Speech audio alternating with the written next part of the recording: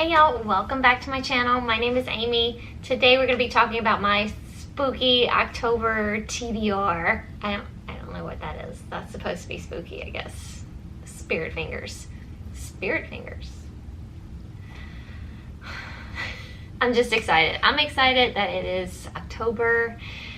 It is time. Although, you know, we can watch scary movies and spooky things and read spooky things all year long, but it just seems better when it's in the month of October. And look at this t-shirt my sister-in-law made me. How cute. Cat's like, what? I killed somebody. So, it's supposed to be Bella. My sister-in-law made it for me. I thought it was super cute. You'll be seeing a lot of sort of spooky t-shirts throughout the month of October, so just don't mind me. I have a lot of reading plans for the month of October. Whether I'm gonna get to them all, I don't know, but I have a lot of books that I would love to read in the month of October. I thought I would focus on spooky, scary things that maybe make me uncomfortable to read, books that I have sort of been pushing off to the side because they intimidate me. I'm going to read them this month.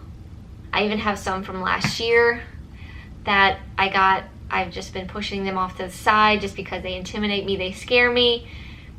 We're gonna do it. Okay, first up, The Winter People by Jennifer McMahon. I think I bought this sometime last year. It was recommended to me by a subscriber, and I bought it because it sounds really, really good, really, really creepy. I'm hoping there's gonna be some paranormal aspect to it of some sort. But this is basically about a story of, I think, a mother and daughter moving into an old home where I believe a mother and daughter from like 1900s. Yes, Sarah Harrison Shea, who in 1908 was found dead in the field behind her house just months after the tragic death of her daughter. So now present day, a mother and daughter, 19-year-old Ruthie lives in the farmhouse with her mother Alice and her younger sister Fawn. So Alice, Ruthie's mother, goes missing, and Ruthie finds this old diary from 1908 that belonged to this Sarah Harrison person, as she's looking for clues to figure out what happened to her mom. It says Ruthie gets sucked into this historical mystery, and she discovers that she's not the only person looking for someone they've lost. So I don't know, it sounds really good, sounds really creepy. I'm hoping there's some good creepiness to it, so I'm ready. This was another book that was recommended to me. It's called Violet by Scott Thomas. It says here he's the author of Kill Creek. I haven't read Kill Creek. It is on my like TBR, like I want to read it. I don't physically have it. My best friend Debbie has read it, but I don't think she was too wowed about it. But I don't know, I still may read it in the future, we shall see. I think this leans more into the horror genre, so I'm really excited about that because I would love to put more horror in my reading. But this has to do with mother and daughter, like moving back to the mother's hometown after the loss of her husband, and her daughter seems to take on an imaginary friend while she's there, and this imaginary friend seems to be an old friend of her mother's. It says, beneath its surface an evil has grown, and inside that home where Chris Barlow last saw her mother, an old friend awaits her return. And I don't think that's a good thing. This is my most intimidating read, I believe. This is Karen Slaughter's Pretty Girls. This, I believe, has a lot of things that I don't usually like to read in a book.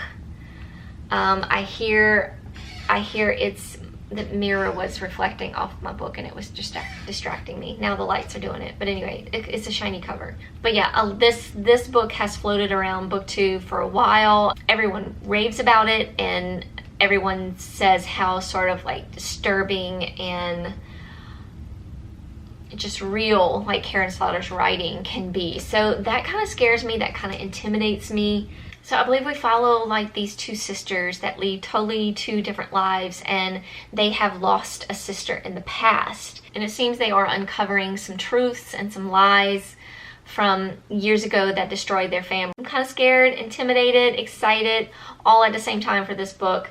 But I know a lot of y'all have probably already read it, so let me know in the comments below how much you loved it or maybe how much you didn't love it. But I'm gonna give it a go. Another intimidating book that I just keep putting off to the side because one, I hear that it's actually not really that good, and two, it's just super long.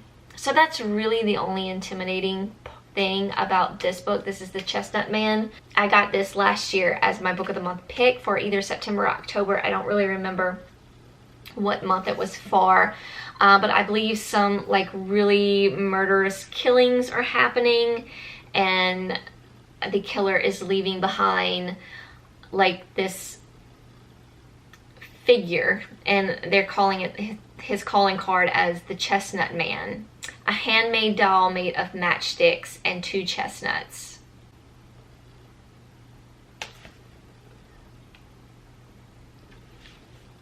What are the 2 chestnuts for? Which he leaves at each bloody crime scene. On examining these dolls, they come across a fingerprint that belonged to someone that was kidnapped like a year ago, like a governor's daughter or something like that. So could this murder be connected in some kind of way? What's going on? I think we might follow some detectives in this as well. I think that was another thing that people were saying, that they didn't really like the point of view of the detective. I don't know. I've heard different things. So yeah, but we're gonna try it. That's the only reason I'm really intimidated by it, because I don't really hear that great of things about it, but we'll see. And then I have Imaginary Friend by Stephen Chbosky.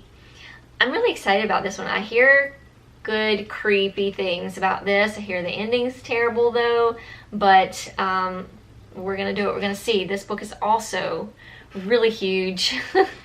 Another intimidating fact of why I have not picked it up yet, but it is time. It's spooky season. It is time to read all of the spooky books. This is sort of another mother and child kind of story. It looks like we have like a theme going on here, but this is a mother and a son.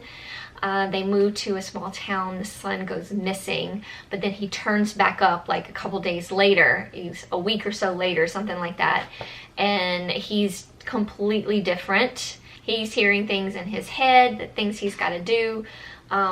So that's all I really know. We're gonna give it a go. We're gonna try it out, see how it goes. The one book I am looking forward to that I just recently purchased is the Southern Book Club's Guide to Slaying Vampires by Grady Hendrix. I think I said before that this book kind of gives me True Blood vibes.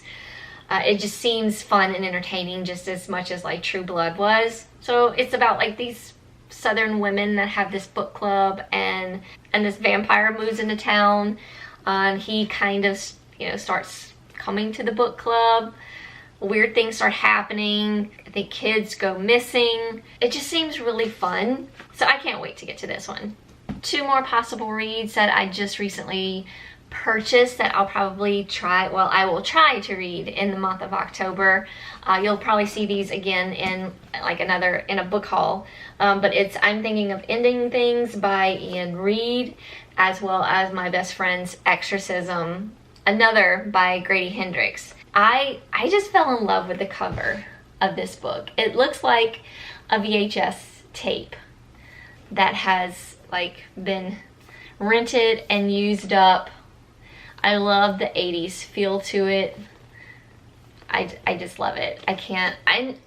This is a very uncomfortable, intimidating read for me because I do not like possession stories. I didn't like The Exorcism, although I will watch it, but I don't like it. It's like intriguing, but I just don't like it. I don't know what it is about possession stories, but I don't like it. But I'm intrigued about this book, and it's young adult. I've heard good things about it, so I really want to read it, and I think maybe Debbie and I are going to buddy read this month. So according to the synopsis, 2 friends go skinny dipping and something goes terribly wrong. One of the friends, Gretchen, begins to act weird. Bizarre incidents, it says, keeps happening wherever she's nearby. And at the end it says, is their friendship powerful enough to beat the devil? So, I don't know. I for one, love the cover. If anything, I had to have the book for that. I know that sounds crazy, but sometimes that's just how it is. But I think it's going to be fun. Like I said, Debbie and I are going to buddy read it, so you're welcome to read along with us. And then this one, a very short read. I just hear that it's very disturbing, and I'm intrigued about how disturbing this is. It's also a Netflix film that I would like to watch. I don't really know what this is about. I haven't read anything about it. All I know is that people are saying it is disturbing and a little effed up. But it says you will be scared, but you don't know why. It doesn't really, I don't really even see a synopsis for this book. So we're just gonna go into it blind. I might do a vlog reading this because it's pretty short. I think it would be fun to do a vlog and see how crazy this book really is. Okay, and one more book hopefully I can get to. This is You Are Invited, a Ghost Story by Sarah Denzel. I have this waiting for me on my tablet. This is going to be super fun, so I'm really hoping to get to this one. This is kind of giving me Halloween vibes.